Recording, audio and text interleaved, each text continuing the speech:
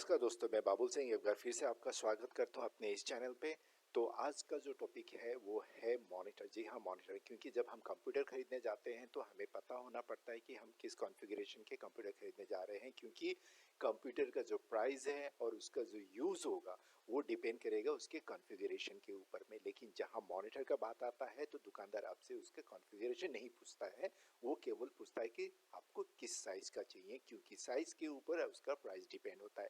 पर टेक्निकली ऐसा नहीं है, केवल साइज के ऊपर प्राइस डिपेंड नहीं होता है, प्राइस आपके पैनल के ऊपर भी डिपेंड होता है कि आप किस पैनल का आप मॉनिटर खरीदने जा रहे हो। तो आज के टॉपिक में मैं यही कवर करने जा रहा हूँ। तो समय नहीं गवाते हुए हम आगे बढ़ते हैं और आपसे रिक्वेस्ट करते हैं कि आप अगर मेरे चैनल पे नए हो तो प्लीज़ सब्सक्राइब करें, लाइक करें और कमेंट जरूर करें, ताकि मुझे इंस्पिरेशन मिलेगा इस चैनल को और आगे बढ़ाने के लिए।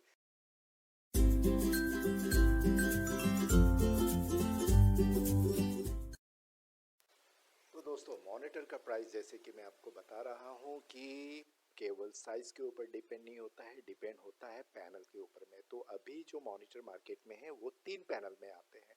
तो 3 पैनल है आपका टीएन पैनल, बीए पैनल और पीएस पैनल।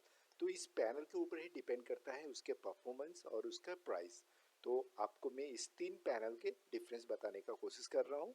तो यहाँ पे 3 पैनल है आपका टीएन पैनल, बीए पैनल और पीएस पैनल।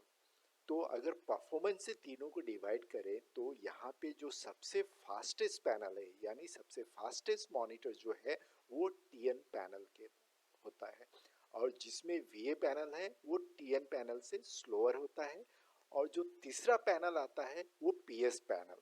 तो पीएस पैनल जो है वो टीएन पैनल से स्लो है पर वीए से फास्ट है।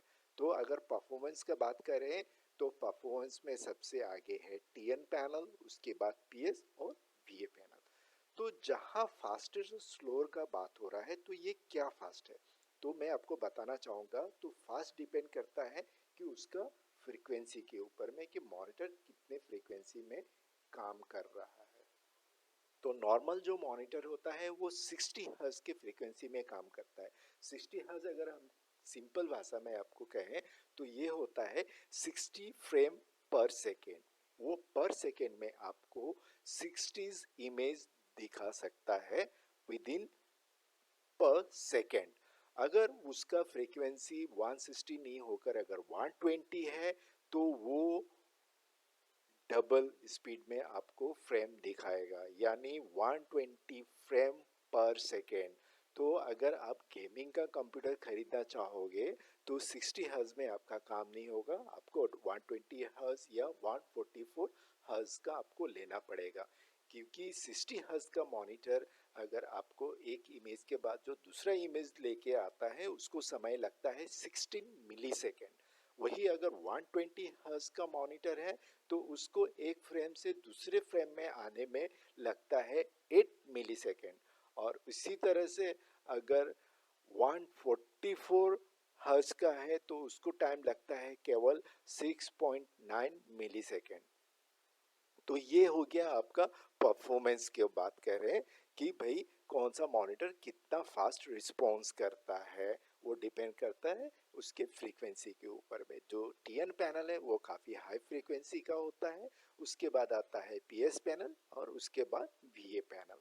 तो ये हुआ आपका परफॉर्मेंस का बात। तो अब बात करते हैं डिस्प्ले।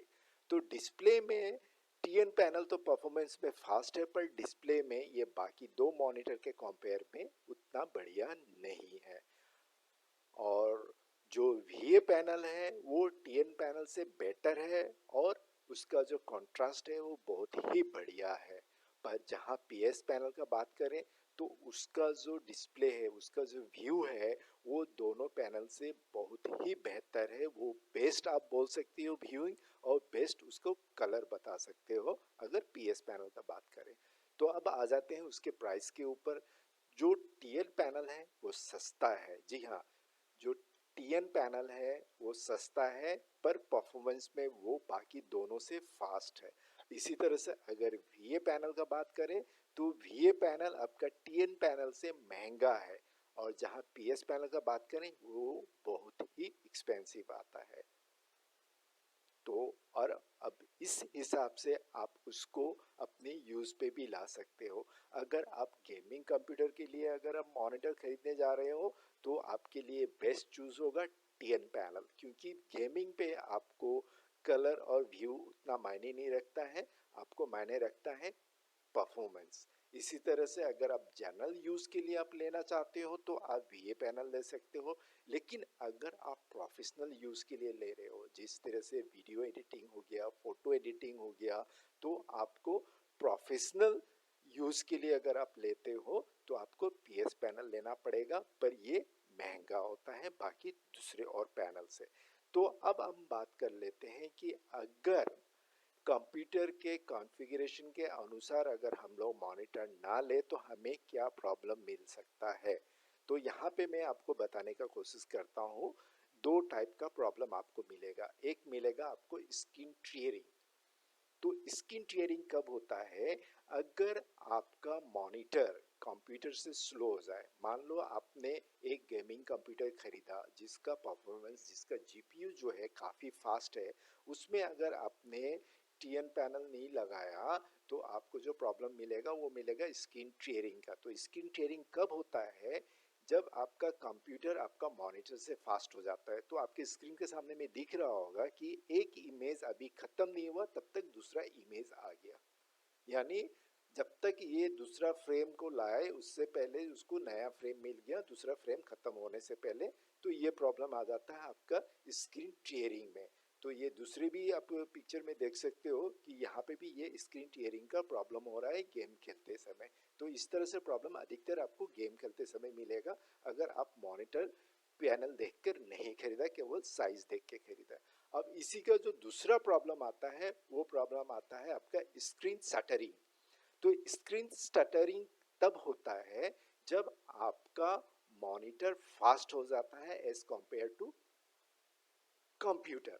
अगर आपका कंप्यूटर जो है स्लो है लेकिन मॉनिटर फास्ट है तो आपका इस तरह से स्क्रीन स्टटरिंग का प्रॉब्लम आएगा। तो ये प्रॉब्लम आपको अगर कंप्यूटर में डिस्प्ले ड्राइवर नहीं डाला हुआ है तो भी आपको ये प्रॉब्लम आएगा, या आपका कंप्यूटर का जो जीपीयू है मॉनिटर से स्लो है तब भी आपको ये प्रॉब्लम आएगा। तो आप नेक्स्ट टाइम जब भी आप कंप्यूटर खरीदने जाए तो आप जरूर इस पैनल को पूछ लेना कि भैया इसका पैनल क्या है। और वैसे हर मॉनिटर के बॉक्स के ऊपर में उसका पैनल लिखा रहता है कि वो टीएन पैनल है, वीए पैनल है या पीएस पैनल है। तो आशा करता हूँ कि मेरे इस वीडियो से आपको जरूर फायदा मिलेगा। जब आप नेक्स्ट टाइम जब भी आप मॉनिटर खरीदने जाए तो आप ध्यान रखना, जब आपको अगर फास्टेस्ट परफॉर्मेंस के लिए चाहिए होगा तो आप टीएन पैनल खरीदना जो गेमिंग कंप्यूटर में यूज होता है। लेकिन अगर आप जनरल पर्पस का खरीद रहे हो तो आप वीए से भी काम चल जाएगा। लेकिन अगर आप प्रोफेशनल यूज के लिए खरीद रहे हो तो ध्यान रखना आप आईपीएस पैनल ही खरीदना। तो इसी साथ में अपने इस वीडियो को यहीं पे ख़त्म करता हूँ और आपसे फिर मैं नेक्स्ट और नए वीडियो पे मिलूँगा। तब तक के लिए जय हिंद।